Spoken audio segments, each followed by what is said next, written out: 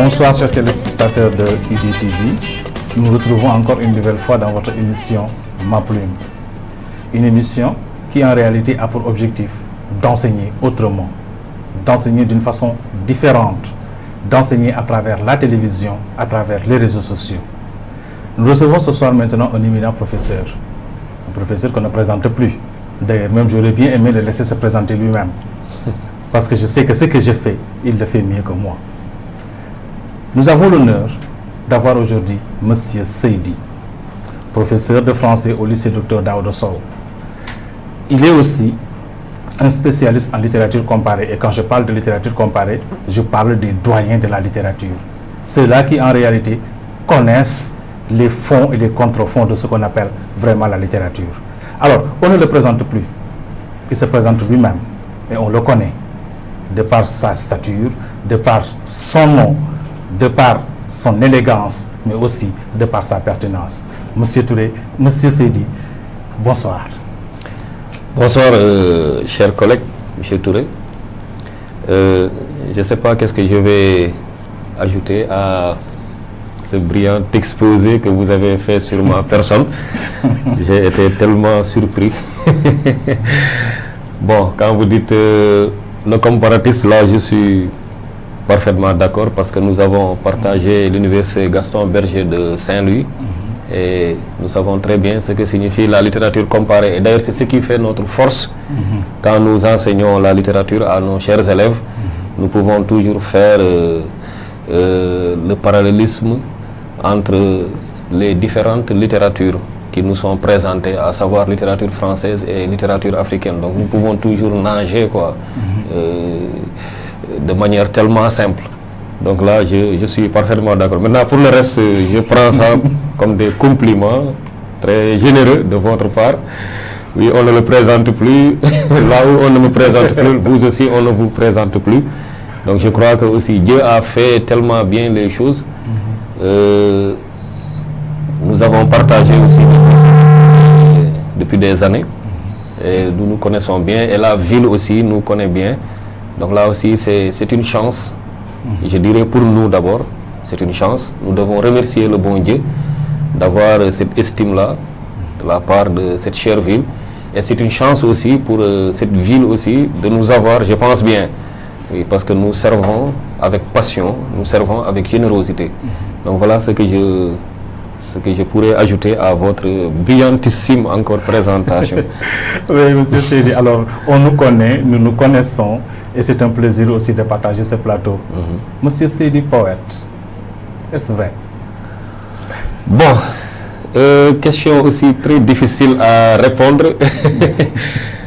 Seulement, Monsieur Seydi est entré dans un piège, un très grand piège, hein, parce que là, je rappelle une petite anecdote du XVIIe siècle qui nous provient de notre cher Nicolas Boileau, le maître même, hein, du classicisme, celui qui enseignait les règles. Il avait dit quelque chose, hein, que moi toujours j'ai en tête, même quand je prends ma plume et que j'essaie de me transformer en poète. Il avait dit tout le monde sait écrire des vers, mais tout le monde n'est pas poète.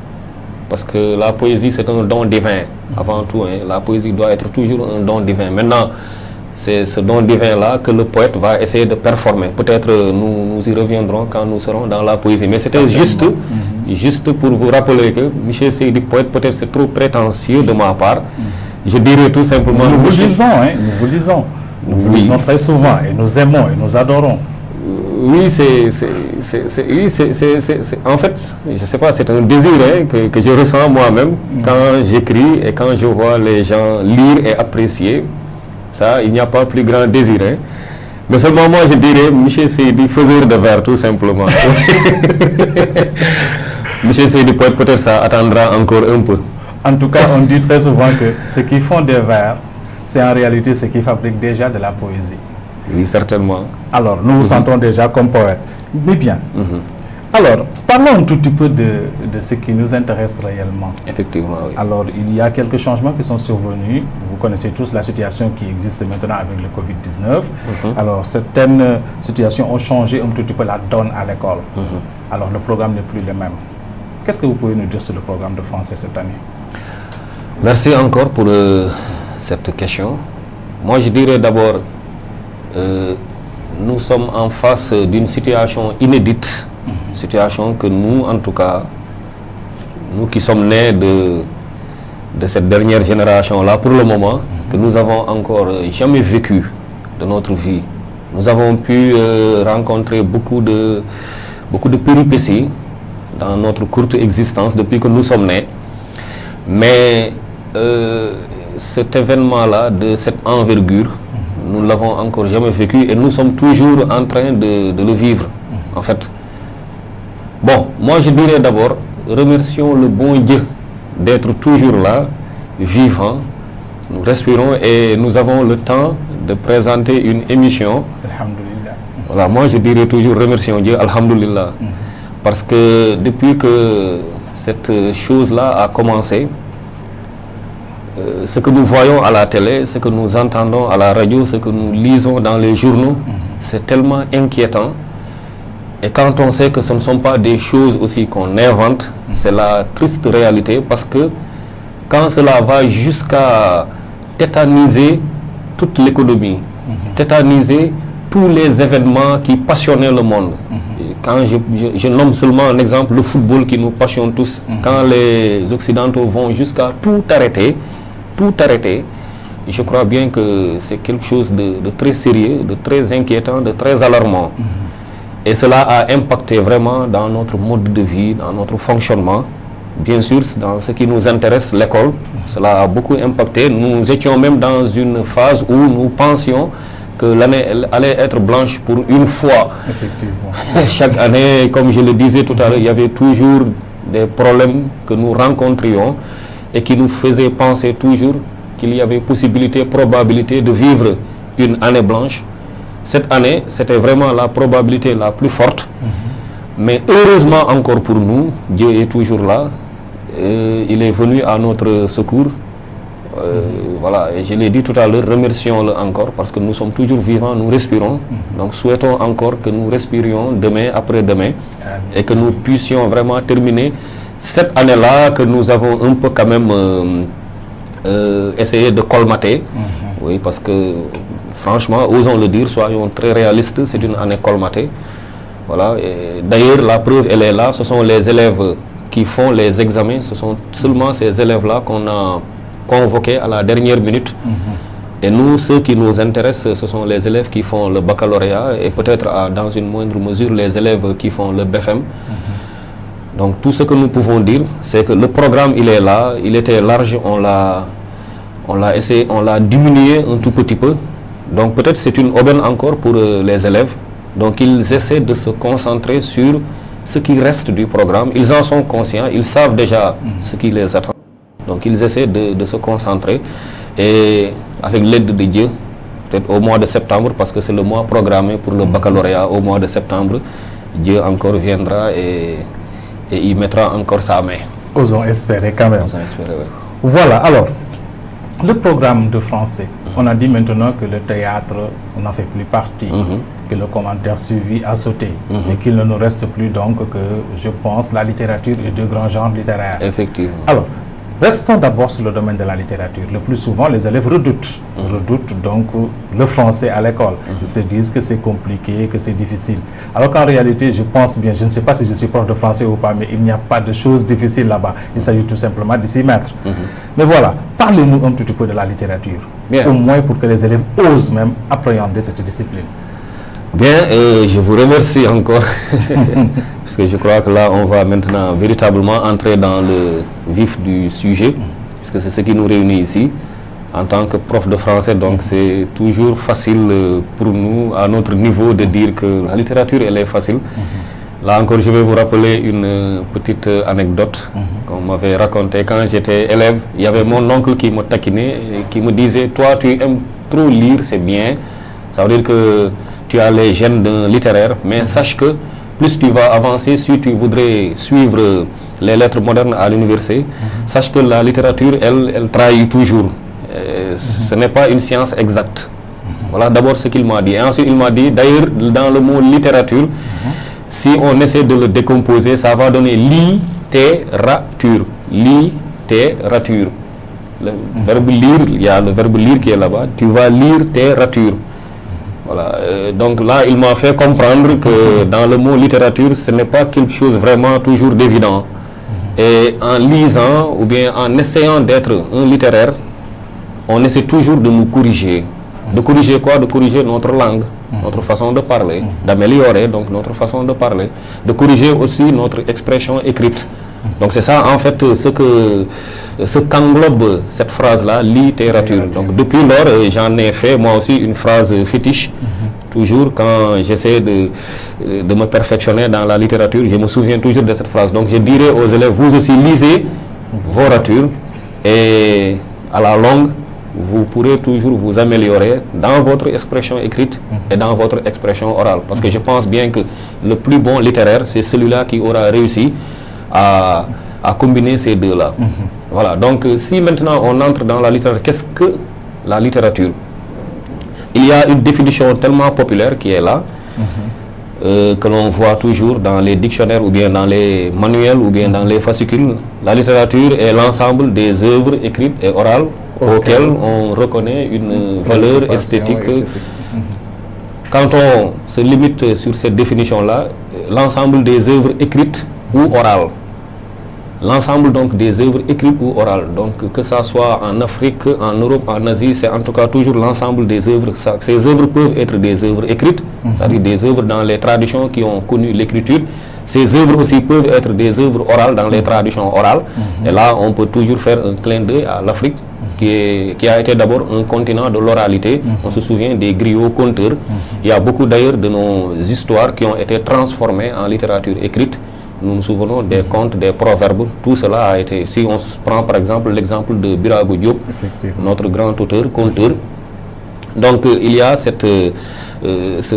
toujours cette association-là de littérature écrite et littérature orale, maintenant auquel on reconnaît une valeur esthétique. Quand on met l'accent sur la valeur esthétique, ça veut dire que donc la littérature, la valeur esthétique, elle y est très présente, il y a beaucoup de poids. Donc on ne peut pas parler de littérature sans mettre de côté la valeur esthétique. Donc elle est avant tout esthétique. Quand on sera aussi dans les genres, on verra que toujours les auteurs, les critiques, ils vous diront que l'œuvre, toujours ou bien l'artiste, l'écrivain, il est avant tout un artiste. C'est quelqu'un qui d'abord se focalise sur la valeur esthétique avant de se focaliser sur la valeur thématique, c'est-à-dire le fond. Donc la forme toujours l'emporte le plus souvent sur le fond. Donc l'écrivain c'est un artiste avant tout. Donc la littérature c'est l'art d'abord qui prédomine.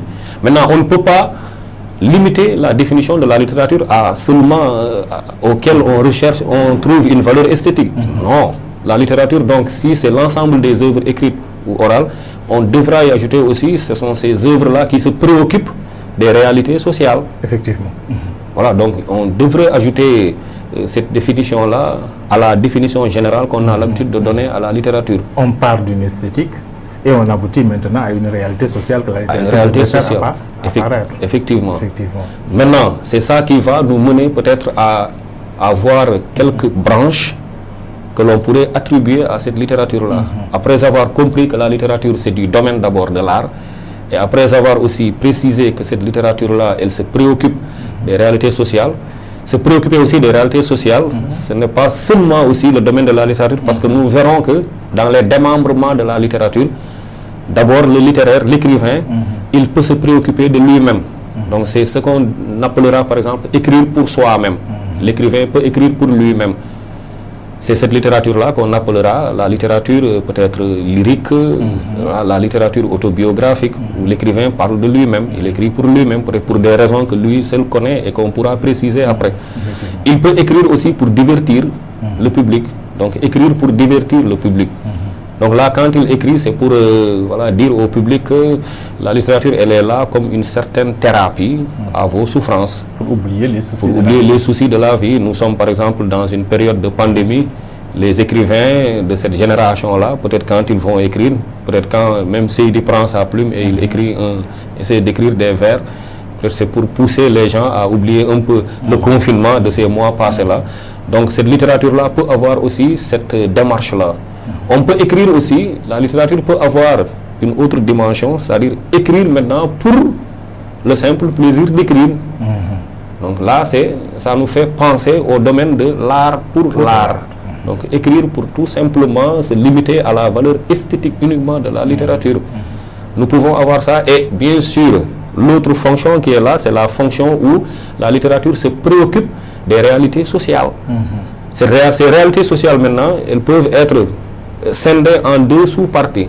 D'abord, cette littérature-là peut être engagée socialement, politiquement, religieusement, si vous voulez. Donc c'est quand, par exemple, il y a crise sociale, crise politique, crise religieuse. Là, l'écrivain, il se dit qu'il a le plein droit maintenant, en tout cas, c'est le droit en fait, il doit être engagé. C'est comme Jean-Paul Sartre le disait, l'écrivain, quoi qu'il fasse, il est en situation. Dans son époque. Dans son époque, il est engagé. C'est comme Éluard aussi, il disait au XXe siècle, l'écrivain, le poète, il a le droit et le devoir d'être conscient qu'il est profondément enfoncé dans la vie des autres, dans la vie commune. Donc l'obligation de s'engager. Donc il sent cette obligation-là de s'engager dans les réalités de son époque, dans le but maintenant d'essayer d'améliorer cette société-là, d'apporter des solutions face à ces problèmes-là. L'autre sous-partie, c'est que l'écrivain, là, il peut essayer maintenant de corriger les vices, les mauvais comportements. Voilà, là, c'est cette littérature-là qu'on appellera la littérature didactique. Donc voilà un peu quelques démembrements que l'on peut donner à la littérature. Et en ce sens, la première définition que vous aviez donnée sur l'ensemble des préoccupations esthétiques, etc., est une définition certes générale. Effectivement. Mais en vérité, à chaque fois qu'on essaiera maintenant d'attribuer à la littérature une fonction, la littérature sera en quelque sorte redéfinie. Effectivement. Donc on peut dire, sans rester se tromper, qu'il y a plusieurs types de définitions de la littérature. Très bien. Plusieurs types de définitions de la littérature. D'ailleurs, même c'est ce qui fait le charme de la littérature, parce que dans chaque époque, il y a eu un type de littérature. On peut par exemple ne pas avoir de problème dans la définition générale de la littérature. On peut se baser sur cette première définition-là qu'on a tenté d'améliorer. Peut-être maintenant, la problématique va se faire sentir dans les genres maintenant que la littérature va engendrer au cours de son histoire. Parce que la littérature, comme on l'a dit, c'est toujours l'ensemble des œuvres. Maintenant, ces œuvres-là, il n'y a pas qu'une seule sorte d'œuvre. Ces œuvres-là, maintenant, elles sont nombreuses, mais elles sont variées. Elles sont classées par différents genres. Et dans ces genres-là aussi, il y a eu une évolution de la littérature qui a donné naissance à des courants littéraires. Ces genres-là, ils évoluent selon aussi les courants littéraires. Et on peut en citer certains. Effectivement. Comme le classicisme, comme que j'ai cité tout à l'heure. Avant le classicisme, il y a eu l'humanisme au XVIe siècle. Pendant l'humanisme, il y a eu une sorte de littérature. Il y a eu des genres qui sont nés dans ce XVIe siècle-là, si vous me permettez de citer. Voilà, donc pendant l'humanisme, c'est là qu'on a commencé à véritablement sentir la littérature, c'est l'époque contemporaine. Bon, n'oublions pas que depuis l'Antiquité, la littérature existe. Parce que d'ailleurs, quand on parle de littérature dans le monde contemporain, on dit que cette littérature-là, elle est inspirée de la littérature de l'Antiquité gréco-romaine. Et on peut citer par exemple les deux œuvres qui ont influencé beaucoup d'auteurs occidentaux. Ce sont les œuvres du grand Homère, qui a écrit l'Iliade et l'Odyssée. Là où on retrouve des héros grecs par exemple, comme Ulysse, le Ulysse là que les élèves voient en seconde. Et que Dubellay avait répété très bien. Donc cette littérature-là, au XVIe siècle, s'inspirait d'ailleurs de la littérature de l'Antiquité, des héros grecs, des écrivains grecs de l'Antiquité, ou bien des écrivains romains. Cette littérature-là donc s'inspirait. Maintenant, cette littérature, elle a évolué depuis l'Antiquité, elle a évolué au Moyen-Âge, mais là où on commence à véritablement parler de littérature, c'est dans l'époque contemporaine, quand la Renaissance est venue et quand elle a essayé de remettre de l'ordre dans le fonctionnement du monde à partir du XVIe siècle, quand ils ont pensé que le Moyen-Âge, c'était vraiment la période de l'obscurantisme. Trouble, il fallait réveiller l'homme, il fallait essayer de libérer l'homme, il fallait essayer de redonner à l'homme la place qui lui revenait de droit. Donc cette littérature-là a été une littérature qui était centrée sur l'homme. C'est ce qui a donné naissance à l'humanisme. Donc dans cet humanisme-là, maintenant, il y a eu un genre qui va essayer de naître, un genre qui va se démarquer. C'est quel genre? C'est la poésie. On en parlera tout à l'heure. Cette poésie-là, elle a eu une certaine histoire.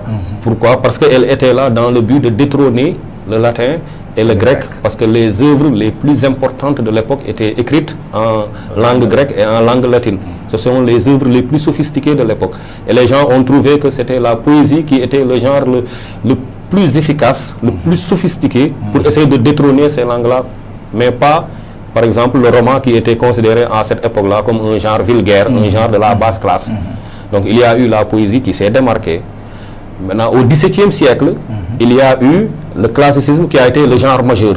Avant, bien sûr, il y a eu des courants qui ont préparé ce classicisme-là, à savoir le baroque d'abord, qui a été aussi un courant qui a montré un peu le désordre que les guerres de religion-là ont créé.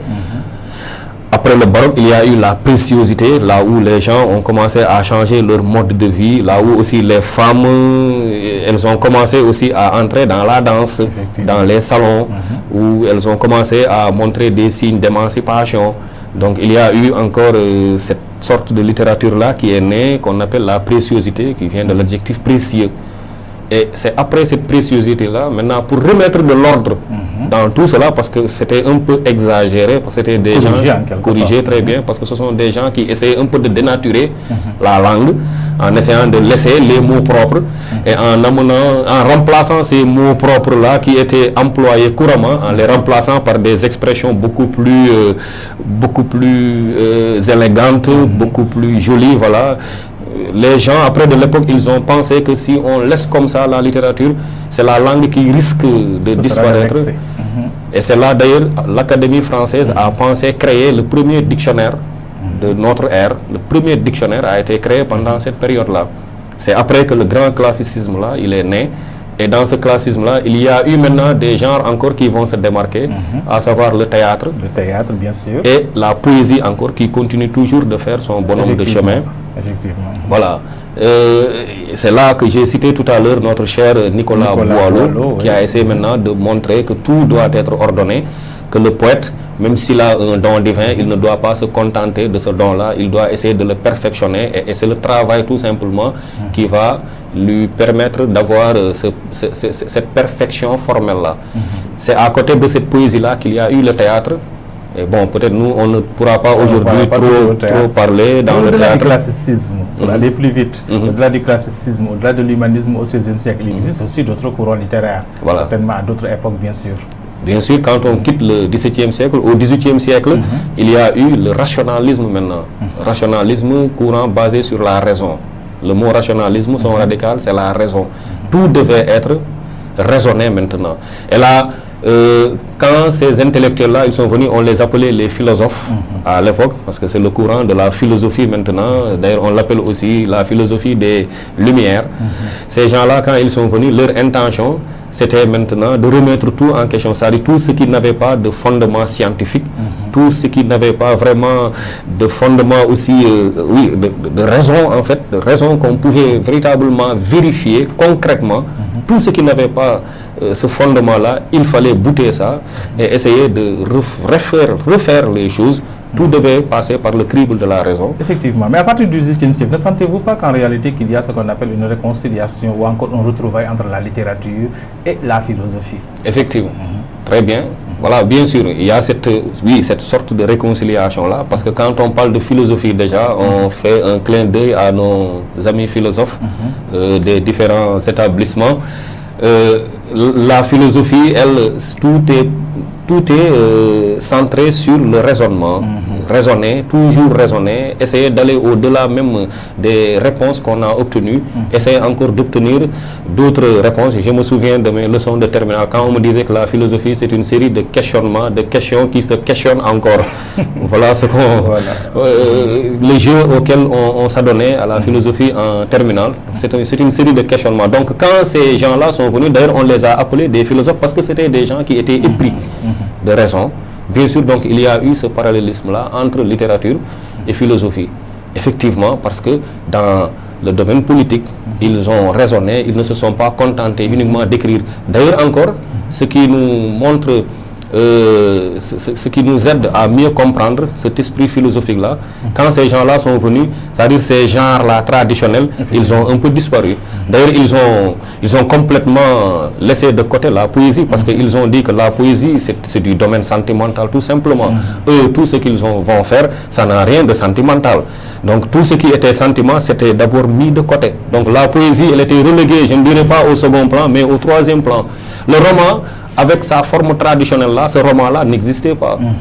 Il n'existait pas. Donc quand ils écrivaient, ils avaient utilisé des genres qui étaient méconnus encore du public.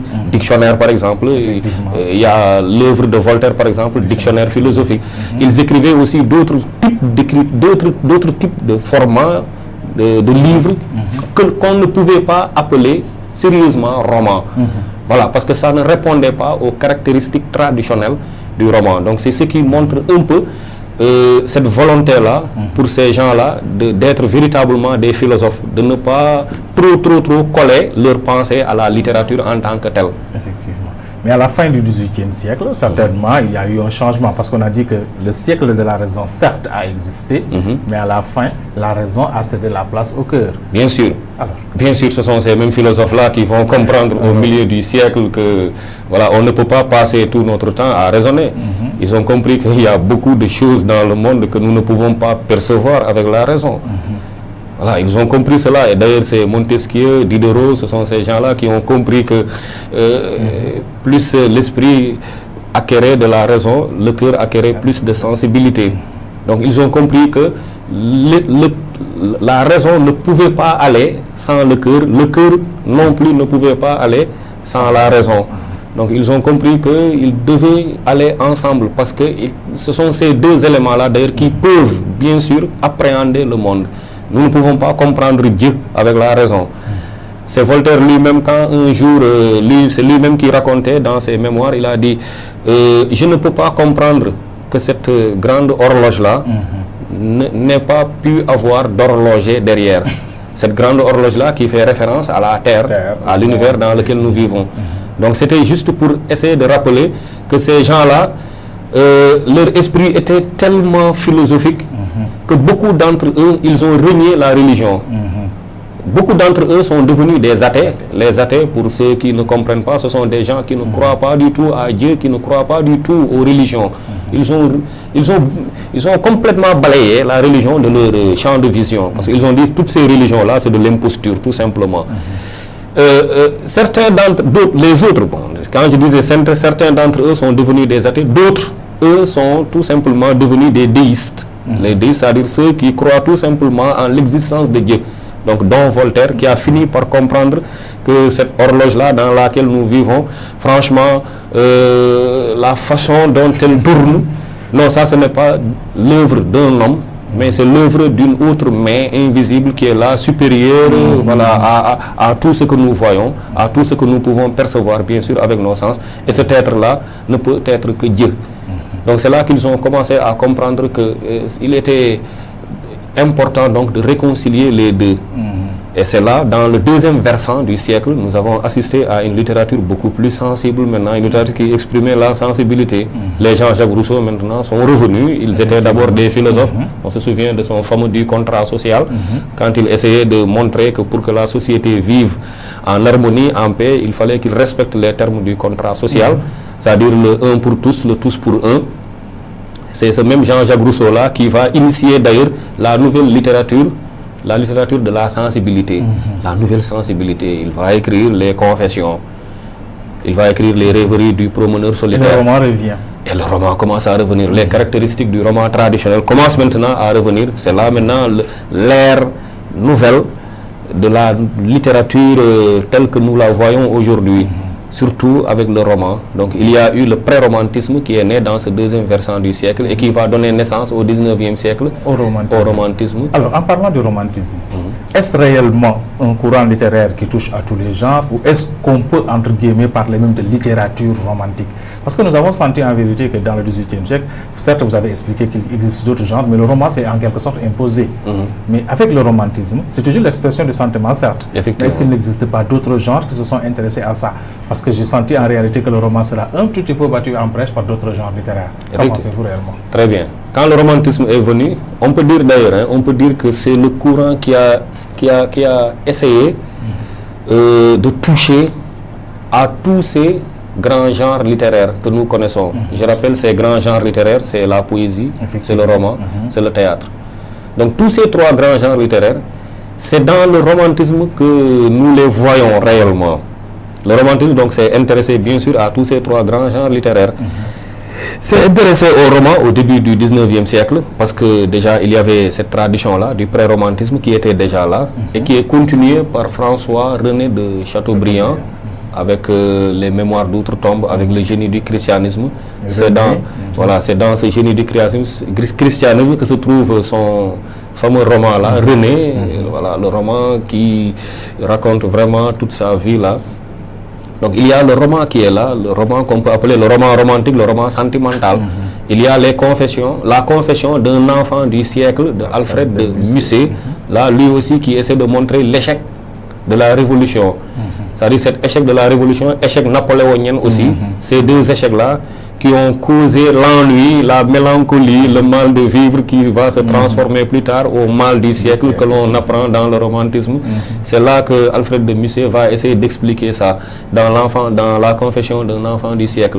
Ce roman-là aussi va être bien sûr adopté par le chef de file, le grand Victor Hugo. Il va utiliser le roman, mais pas comme les autres l'ont utilisé, parce que le plus grand roman de Hugo que nous connaissons, c'est pas un roman sentimental, parce que quand Hugo parle de ses sentiments, il a utilisé la poésie plutôt que le roman ou bien le théâtre. Mais le roman que Hugo a utilisé, c'est un roman qui a un caractère social, d'où Les Misérables. Quand dans la préface de Les Misérables, quand il disait tant qu'il y aura damnation, du fait des lois, la déchéance de la femme, de l'enfant, les livres comme la nature de celui-ci seront toujours utiles ou bien ne seront pas inutiles. Il s'engage en ce sens. Donc il est en train de s'engager dans Les Misérables. Donc le roman déjà, il existe pendant le romantisme. La poésie, elle est toujours là, elle revient en force pendant le romantisme. La poésie et le théâtre, on peut les combiner. La poésie et le théâtre reviennent. Et c'était dans quel but d'abord? Le premier but, c'était de s'opposer aux règles classiques. On n'a pas peut-être parlé des règles classiques au XVIIe siècle. La règle de 3 unités dans le théâtre, l'unité de temps, l'unité de lieu, l'unité d'action. Il y avait la vraisemblance, respect de la vraisemblance, respect des bienséances, du bon sens. Il y avait toutes ces règles-là qu'il fallait respecter. Alors quand les écrivains romantiques sont venus, ils ont remis en question beaucoup de ces règles-là. Ils ont dit que ces règles-là, en réalité, elles étaient contraires à la vraisemblance même. La vraisemblance laquelle ils faisaient appel, ces règles-là étaient contraires à cette vraisemblance-là. Peut-être la règle des 3 unités, l'unité d'action, l'unité de lieu, l'unité de temps, les 2 unités sont des unités qui sont contraires à la vraisemblance. Seule l'unité d'action pourrait survivre dans ces 3 unités-là. Donc des règles contraignantes. Des règles contraignantes. L'écrivain n'est plus libre quand il écrit. Quand on demande par exemple au poète ou bien au dramaturge d'écrire tout simplement en alexandrin, d'écrire dans une langue soutenue, la langue soutenue, les niveaux de langue. Là, je fais allusion au théâtre classique, surtout à la tragédie qui était considérée comme le genre le plus noble de l'époque. Depuis Aristote même, depuis Aristote, voilà, qui enseignait la catharsis. Quand Hugo est venu, il a montré l'absurdité de ces règles-là. Il a dit, mais un poète ou bien un dramaturge à qui on demande d'écrire un poème avec une langue soutenue, un poème avec, comment dirais-je, un alexandrin, un poème avec toujours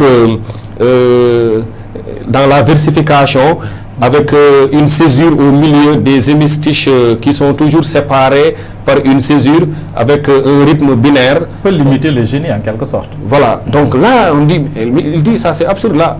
Où est la liberté de création de l'écrivain? Donc il propose une certaine liberté de l'expression. Et d'ailleurs il va résumer ça, puisqu'il y a toujours le temps qui nous est compté. Il va résumer tout cet engagement littéraire là. Il va résumer ça en une phrase qui est devenue très célèbre, où il dira: le romantisme n'est que libéralisme en littérature. Donc voilà ce qu'on peut dire du romantisme.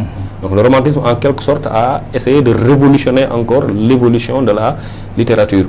Et la littérature continuera nécessairement à être révolutionnée encore. Et à la encore. suite du romantisme, il y aura d'abord une autre critique. Effectivement. Maintenant, à la suite du romantisme, il va y avoir deux courants qui vont venir. Chaque courant va avoir sa façon de remettre en question le romantisme.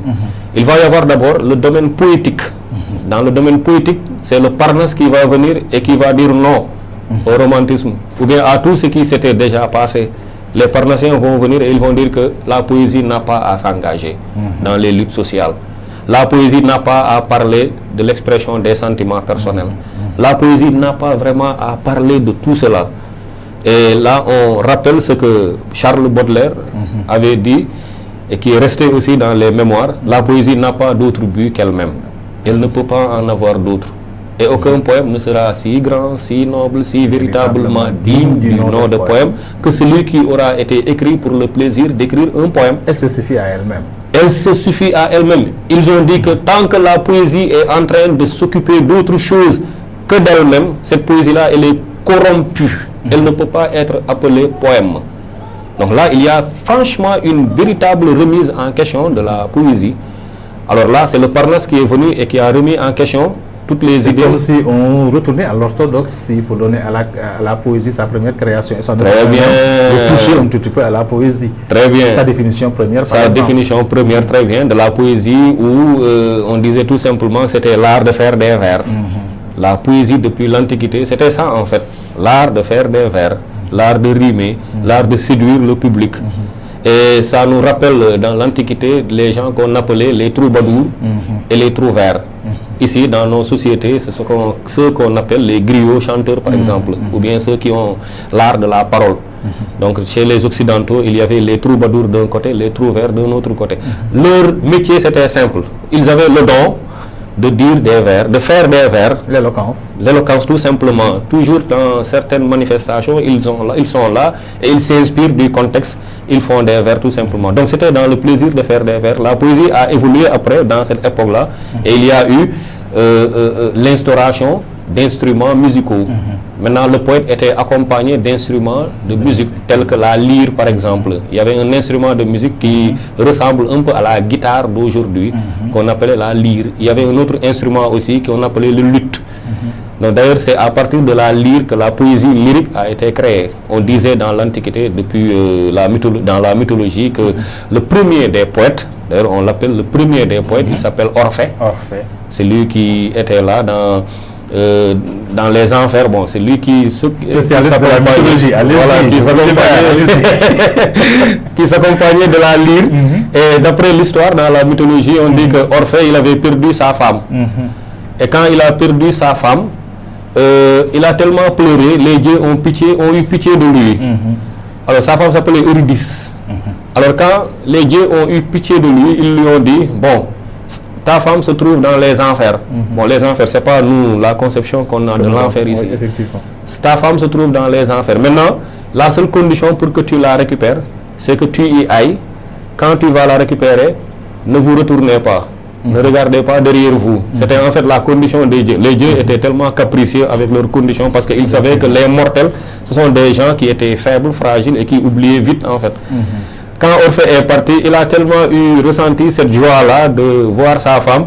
Quand il l'a récupérée, il a oublié en fait la recommandation des dieux. Il s'est retourné et il a perdu sa femme pour de bon. Alors cela a tellement affecté Orphée. Et on dit après, c'est à partir de là qu'il est sorti, brebis, et il a pris sa lyre. Depuis lors, il compose des chants qui expriment sa douleur. Et n'est-ce pas une manière de dire en ce moment-là que la poésie a une origine divine? Divine, effectivement. A une origine divine. Poésie divine. Voilà, bien sûr. Nous sommes toujours dans cette même logique-là. La poésie a une origine divine. Et tout à l'heure aussi, quand j'introduisais, je disais que déjà les classiques, eux, ils ont compris que la poésie, c'est un don divin. Ils ont dit que le poète, il est toujours quelqu'un d'inspiré. Inspiré par qui? Inspiré par les muses. Les muses, ce sont les 9 filles d'Apollon qui ont été transformées en des étoiles par le dieu Zeus.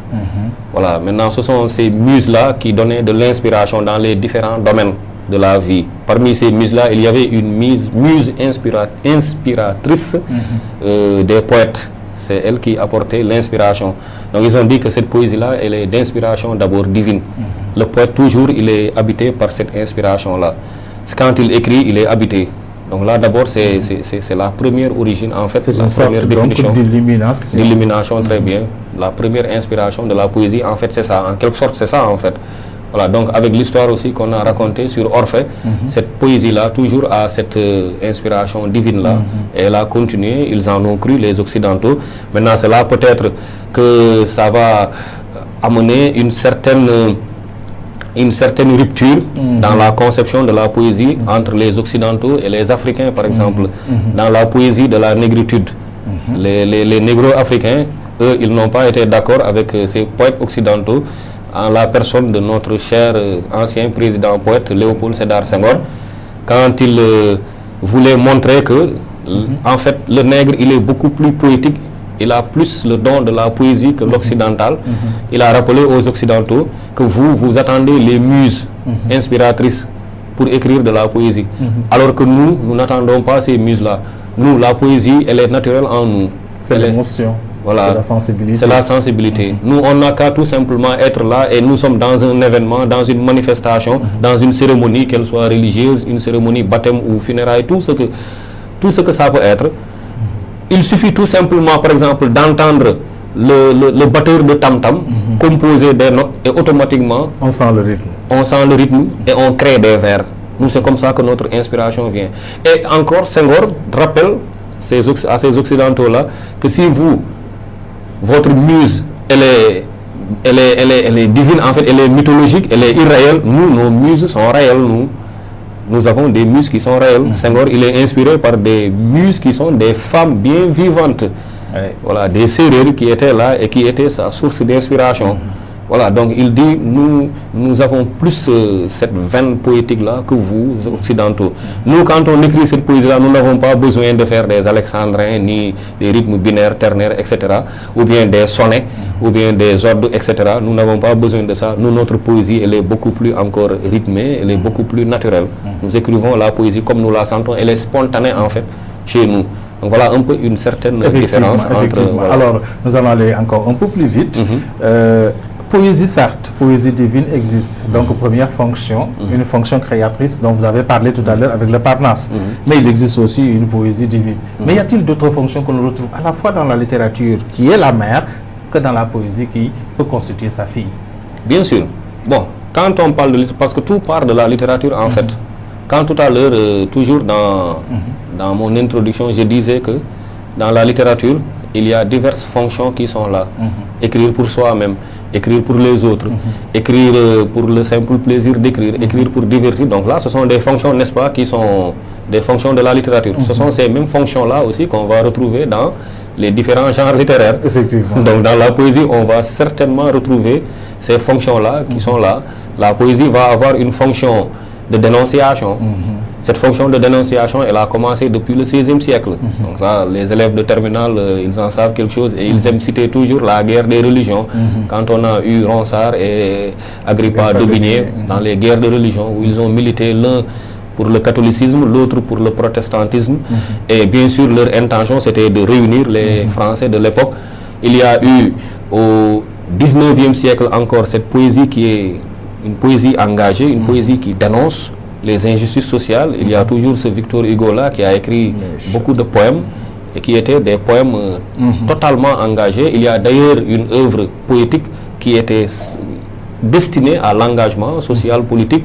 Ce sont les châtiments. Effectivement. Il y a dans les contemplations qui était au début une œuvre qui avait le volet sentimental, lyrique, mais pourtant dans cette œuvre-là, il y a des parties où il s'engage. On se souvient aussi de ce fameux long poème-là, Mélancolia, où il est en train de dénoncer le travail misérable des enfants, des femmes dans les usines par les bourgeois. Il y a ce fameux poème-là aussi, où vont tous ces enfants dont pas un seul ne rit. Et que l'on retrouve aussi certainement dans ce degré d'engagement aussi dans la poésie négro-africaine. Bien sûr. En citant comme Léopold Sédar Senghor, Aimé Césaire, Léon Gontran Damas. Voilà, si Senghor, on peut dire que lui, il était peut-être beaucoup plus, ou bien moins moins engagé, je pense que je peux l'appeler ainsi, voilà, moins engagé, parce que lui, il était beaucoup plus conciliant, en fait, des deux cultures. Lui, il appelait au métissage, à la réconciliation. Il y avait Césaire et Damas, eux, qui étaient là et qui étaient beaucoup plus féroces dans l'engagement. Quand Césaire disait « Ne me parlez pas de cet homme de haine pour qui je n'ai que haine », il utilise vraiment la haine dans ses propos. On ressent cette haine-là qu'il ressent pour cet homme blanc-là. Ne me parlez pas de cet homme de haine pour qui je n'ai que haine. Si je ne sais que parler, c'est pour vous que je parlerai. Il s'adresse aux Noirs, bien sûr. Et il termine avec aussi cette fameuse phrase-là que nos élèves aiment bien. Bien cité et qu'il fausse toujours. Qu'il fausse toujours. Ma bouche sera la bouche des malheurs qui n'ont point de bouche. Ma voix, la liberté de celles qui s'affaissent au cachot du désespoir. Je pense que vous avez bien entendu, chers élèves. Je pense bien. Et ils vont prendre notre bien sûr aussi. Voilà. Alors, parallélisme, poésie d'un côté, genre un petit peu hermétique, genre parfois difficile à comprendre. Très bien, oui. Et certainement, pourquoi ne pas prendre même 30 secondes pour parler un petit peu de la poésie symboliste? Effectivement. Voilà. Quand on parle de poésie, effectivement, c'est une poésie. La poésie, elle est d'abord un genre beaucoup plus difficile à appréhender que les autres genres. Tout à l'heure aussi, dès le début, on avait dit que au XVIe siècle, quand ils ont pensé prendre la poésie, ils ont pensé que la poésie était le genre le plus sophistiqué. Quand on parle de sophistiqué, ça veut dire que c'est beaucoup plus compliqué en fait. Ce n'est pas un genre qui est à la portée de tout le monde. Déjà, ça demande un don divin et ça demande encore une perfection. Alors, c'est ça qui est venu jusqu'au 19e siècle. Et c'est là que les symbolistes, eux, quand ils sont venus, ils ont dit aux Parnassiens, aux romantiques, tous ceux qui les ont précédés, ils leur ont dit que vous n'avez pas encore compris réellement ce que c'est que la poésie. Un poème doit être fermé. C'est-à-dire le lecteur, il doit participer à la création du poème. Le lecteur ne doit pas comprendre le poème facilement. Ça nous rappelle aussi Pétrarque, Oui. quand il disait « Je ne veux pas que mon lecteur comprenne sans effort ce que moi je n'ai pas écrit sans effort ». C'est fatigué d'abord pour comprendre. Mais lui, il s'enferme dans sa chambre nuit et jour. Il écrit pour simplement, excusez-moi du verbe, pondre un seul vers, ça peut lui prendre des jours et des jours. Et quand il termine son poème, il veut maintenant que dès la première lecture, que le lecteur, il comprenne tout. Il dit non, donc ça, ce n'est pas un poème réussi. Le poème doit être hermétique, le poème doit être codé, et c'est au lecteur d'essayer de décoder ça. Et c'est ça que les symbolistes, ils ont compris. Et en la personne maintenant d'un poète qui nous fatiguait beaucoup à l'université, Stéphane Mallarmé. Effectivement. Voilà, Stéphane Mallarmé, lui, c'était le maître en fait de la poésie hermétique. Oui, il a dit non, la poésie, elle doit être hermétique, elle doit être fermée. Le lecteur doit comprendre l'état d'âme dans lequel le poète était quand il créait son poème. En fait, ça, en fait, c'est que les élèves doivent comprendre l'état d'âme dans lequel le poète était quand il créait son poème. Le lecteur doit pouvoir entrer dans cet état d'âme-là. Un état de transe parfois. Très bien. Et pour comprendre ce que le poète-là veut écrire, donc c'est au lecteur en fait de compléter ce que le poète a commencé. Un poème donc ne doit jamais être terminé. C'est ce que Mallarmé a essayé de faire comprendre. Avec lui aussi, ces propos-là que l'on toujours reconnaît quand on sait que ça c'est du Mallarmé. Quand il disait nommer un objet, c'est supprimer les 3/4 de la jouissance du poème qui est faite de la jouissance du poème qui est faite dans le but de décoder, de découvrir petit à petit le sens. Bien sûr, j'essaie de changer les propos.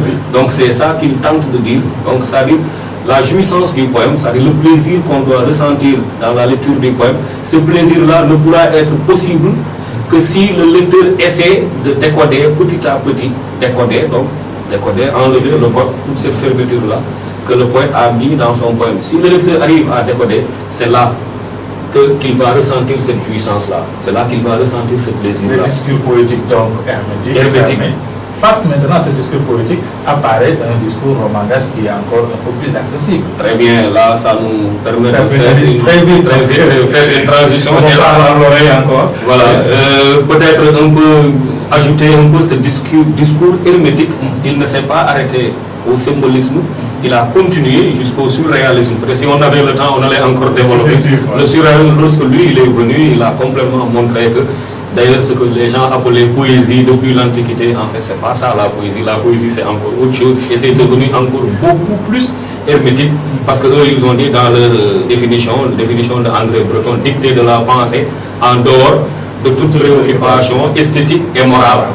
Dictée de la pensée en dehors de toute préoccupation esthétique et morale. Donc, ils ne se préoccupent pas de toutes ces choses-là auxquelles ces gens-là se préoccupaient avant. À la spontanéité. À la spontanéité, à l'écriture automatique, ça devient encore beaucoup plus compliqué.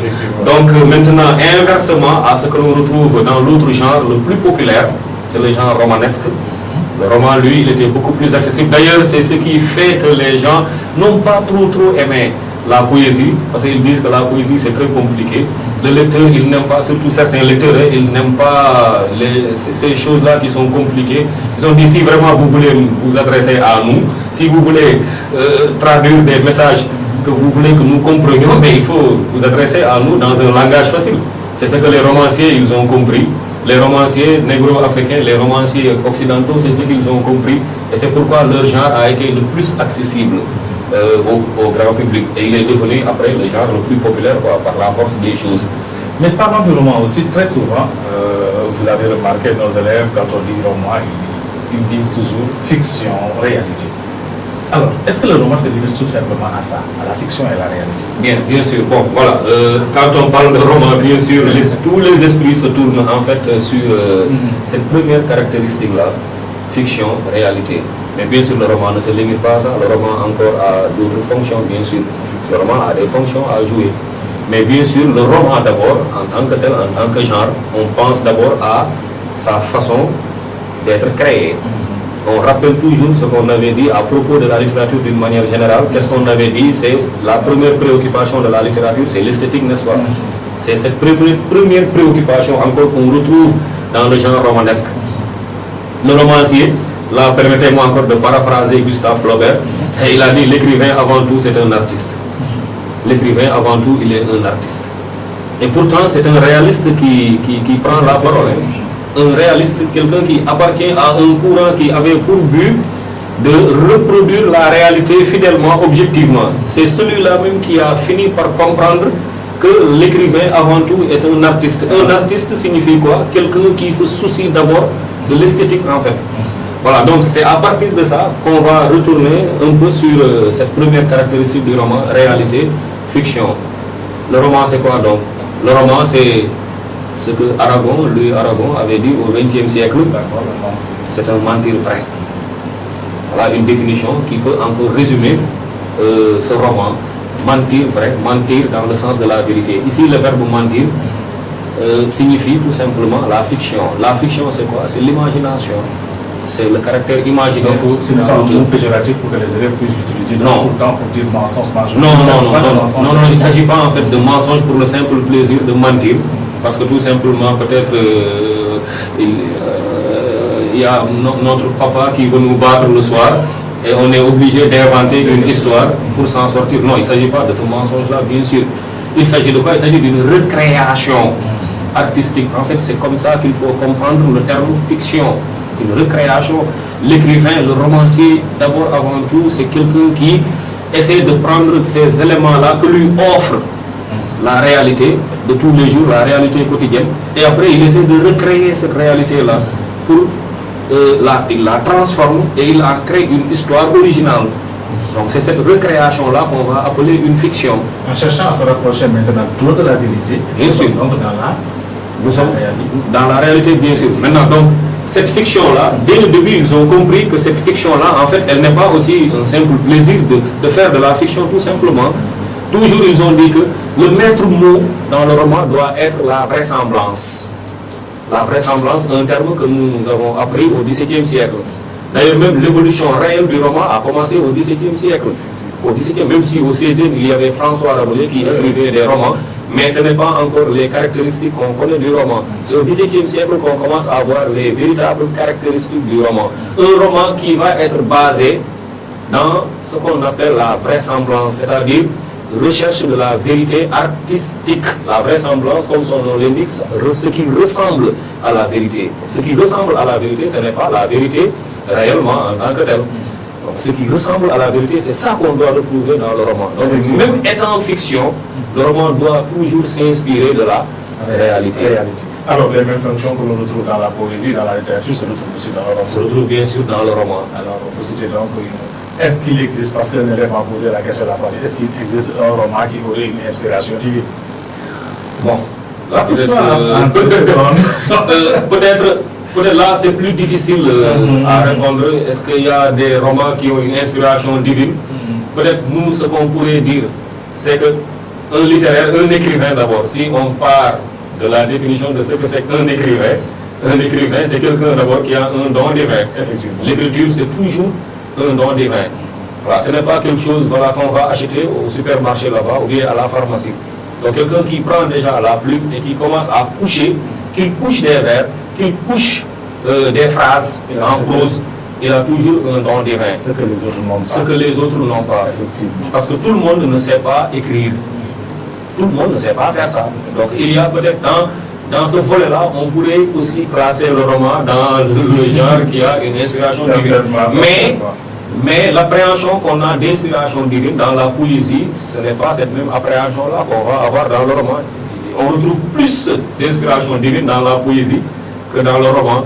Parce que, permettez-moi de rappeler ce que Paul Valéry avait dit au XXe siècle quand il disait qu'il faisait la différence entre la poésie et le roman. C'était une manière pour lui de faire la différence entre poésie et roman, entre poésie et prose, pour montrer que la poésie c'est du domaine divin, c'est beaucoup plus compliqué.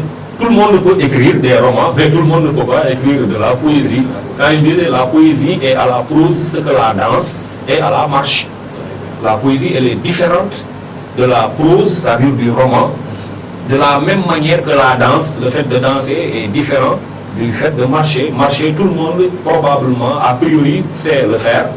Et ce n'est pas compliqué. C'est tout simplement de faire prendre un pas, de le mettre devant l'autre et d'aller tout simplement dans une direction. Alors que danser, on reste sur place et il y a toujours un va-et-vient, une particularité, un va-et-vient entre l'espace et la terre. Donc là, c'est beaucoup plus compliqué. Tout le monde sait marcher, mais tout le monde ne sait pas danser. Donc il y a cette différence-là entre la poésie. Alors, je viens de faire une autre émission avec vous. Le temps passe. Le temps passe. Parce qu'on est en littérature, tout est présent. Oui. Alors, un dernier mot, M. Seydi, un conseil, c'est que vous voulez dire réellement à vos élèves, parce que pratiquement nous avons totalement fini d'épuiser donc le temps qui nous était parti. Oui, bon, ce que je vais dire, c'est ce que vous-même, vous allez dire à vos élèves, c'est ce que Michel Faye, mon cousin Serrer, mon esclave, Serrer, le grand esclave, et mon autre esclave aussi, Madame Ndiaye. La grande dame. La grande dame, bien sûr. Ils vont nous suivre et ils vont se marrer, bien sûr. Bien sûr. Voilà, c'est ce que aussi les autres collègues des autres établissements aussi vont dire à leurs élèves. C'est tout simplement, nous avons un problème avec nos élèves, c'est quand ils sont en face des sujets, on ne sait pas véritablement ce qui les arrive en fait. Est-ce qu'ils paniquent? Ou bien, c'est pas en fait, ils viennent parfois avec de belles idées, mais c'est le stress, on ne sait pas, on ne comprend pas. Jusqu'à présent, on ne comprend pas. Ce sont des élèves qui viennent et qui facilement font des hors-sujets. Donc moi, le conseil aujourd'hui que je pourrais donner à nos élèves, c'est quand ils sont en face des sujets, puisque la tendance à montrer que les sujets aiment plus, les élèves aiment plus la dissertation que les autres exercices littéraires. En face d'un sujet, de grâce, il faut tout simplement lire le sujet, prendre le temps de lire. Il y a des consignes améliorées maintenant qu'on donne au baccalauréat, même si parfois ceux qui les donnent, ils ne les améliorent pas comme on s'y attend. Mais au moins ils essaient d'améliorer. Ce n'est pas comme à l'époque, dans notre époque où on nous disait tout simplement expliquer et discuter ou bien qu'en pensez-vous. Maintenant au moins on les met dans un chemin qui est là, donc qu'ils essaient d'être concentrés et qu'ils lisent bien les sujets. Quand ils lisent, ils comprendront véritablement qu'est-ce qu'on attend d'eux. Donc voilà un peu le conseil, puisqu'on n'a pas le temps. Il n'y a plus rien à diaboliser, les plans sont donnés, lisez attentivement et vous en sortez. Monsieur Seydi, ce fut un plaisir. Nous avons aimé. Le plaisir est partagé. Et comme je dis toujours à mes invités, nous promettons de revenir une prochaine fois. Il n'y a pas de problème, ce sera encore avec un immense plaisir et je profite de l'occasion pour remercier UDTV qui nous donne aujourd'hui cette chance-là, cette occasion de partager parce que nous, ça ce n'est pas pour nous, nous n'en avons pas besoin, ce sont des choses que nous connaissons déjà. Oui. Donc nous partageons et vous l'avez dit aussi dans l'introduction de votre émission, apprendre, enseigner autrement. Voilà, les élèves, on les avait habitués, l'enseignement entre les quatre murs. Maintenant, quand aujourd'hui ils ont cette occasion-là de regarder l'enseignement dans les réseaux sociaux ou bien dans la télévision tout simplement, là je crois que c'est quelque chose à véritablement saluer. Moi franchement je dis chapeau à UDTV, chapeau à Baye Thiam, chapeau à Sidi Thiam. Franchement UDTV ca kaw ca kanam. Vraiment yàlla na si yàlla def barke. Voilà yàlla na doon télé bi nga xamante ni dañ koy seetaan ci biir Sénégal seetaan ko ci biir àdduna. Voilà, ça c'était vraiment le cadeau. Yo tamit cette émission, votre émission, que ça soit une émission qui soit reconnue mondialement. on se sait. Voilà, donc c'était alors c'était un plaisir donc de vous retrouver avec Ma Plume. Nous remercions donc notre technicien, nous remercions M. Seydi aussi pour son passage et nous osons espérer que tout ce qui a été dit ici sera donc tenu en compte par nos chers élèves. Nous vous donnons rendez-vous donc bientôt pour une nouvelle émission sur Ma Plume. Merci beaucoup. Merci beaucoup.